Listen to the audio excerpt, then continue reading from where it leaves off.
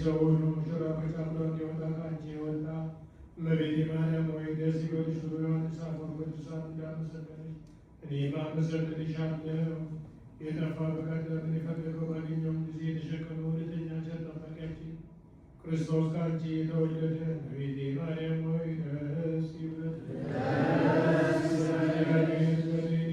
ሔዋን ስሉ የሚጎዳ ማሰሪያዋ በአንቺ የተቆረጠላት እመቤቴ ማርያም ሆይ ደስ ይበልሽ።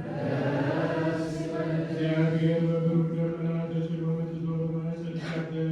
እመቤቴ ማርያም ሆይ ደስ ይበልሽ። በቅዱሳን ነቢያት በቅዱሳን መላእክት አድሮ የሚኖር ከአንቺ ተወልዶ የተገለጸልን እመቤቴ ማርያም ሆይ ደስ ይበልሽ። አብ ከመንፈስ ቅዱስ ጋር የምንሰግድለት ቃል የሚባል እግዚአብሔር በአንቺ ባህሪ ከአንቺ ይወለድ ዘንድ የወደደሽ እመቤቴ ማርያም ሆይ ደስ ይበልሽ። እኔ ለምእመናን ወንጌልን የማስተምርለት የጌታ እናቱ እመቤቴ ማርያም ሆይ ደስ ይበልሽ። ከወለድሽው በኋላ ማኅተመ ድንግልናሽ እንዳይለወጥ አድርጎ የጠበቀሽ አማኑኤልን የወለድሽው እመቤቴ ማርያም ሆይ ደስ ይበልሽ። ማኅተመ ድንግልናሽ ሳይለወጥ ንጉሥ ክርስቶስን የወለድሽ እመቤቴ ማርያም ሆይ ሰላምታ ይገባሻል። ማኅተመ ድንግልናሽ ሳይለወጥ ንጉሥ ክርስቶስን የወለድሽ እመቤቴ ማርያም ሆይ ሰላምታ ይገባሻል። ልዩ መድኃኒታችንን በመውለድሽ እናት አገልጋይ ተብለሻልና እግዚአብሔር ባሕርይሽን ባሕርይ አድርጎ ባለሟልነትን አግኝተሻልና እመቤቴ ማርያም ሆይ ሰላምታ ይገባሻል። እኛ ከምንወደው እሱ ከሚወደድ ልጅሽ ኃጢአታችንን ያስተሰርይልን ዘንድ ለምኝልን።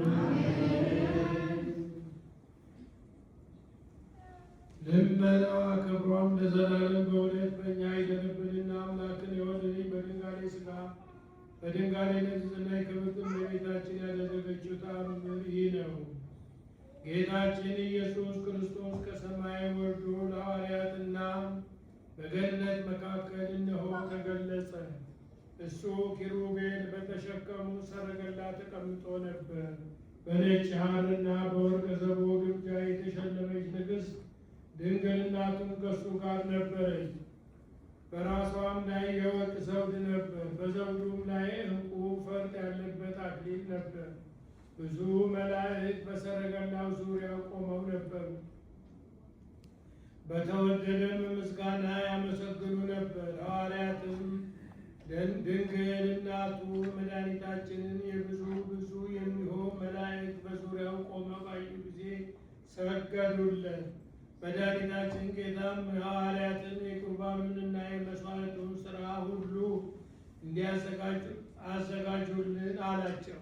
ከመንፈስ ቅዱስ ጋር አባቴ በንጽሕት እናቴ ማርያም ስለ አብያተ ክርስቲያናትን ለማነጽ የወደዳት ቀን ናትና በምስዋዕውና በመስዋዕው ላይ ያለውን የመሥዋዕቱን ሥራ ሁሉ ባዘጋጁ ጊዜ መድኃኒታችን ጴጥሮስን ይዞ ቀኝ እጁን በራሱ ላይ አስቀምጦ ለእስራኤል ወገኖች ሁሉ አባት መምህር አደረገው። መድኃኒታችን በዚህ ሰዓት እጁን በጴጥሮስ ላይ ራስ ላይ አደረገ። ቃላት በሰማያት 3 ጊዜ ይገባዋል፣ አርሳይ፣ አራው፣ እርሳይ፣ እስትንፋኖስ እያሉ እነሆ አሰምተው ተናገሩ። ይኸውም እንደ መልከጼዴቅ ሹመት የተሾመ የአለቃ አለቃ ማለት ነው። እንዲሁም ቀሳውስትና ጳጳሳትን ዲያቆናትንም የቤተ ክርስቲያናትን ስርዓትንም ሁሉ ሾመ። ይህ ሁሉ ስርዓት ከተፈጸመ በኋላ ወደ ሰማይ አረገ። የወንጌል ልጆች ወዳጆቼ ሆይ መድኃኒታችን ቤቱን ለማክበር በወረደበት ጊዜ ያደረገላትን የእናቱን ፍቅር እወቁ።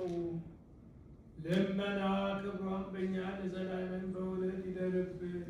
ከእመቤታችን ከቅድስት ድንግል ማርያም ረድኤት በረከት በሁላችን ላይ ይደርብን።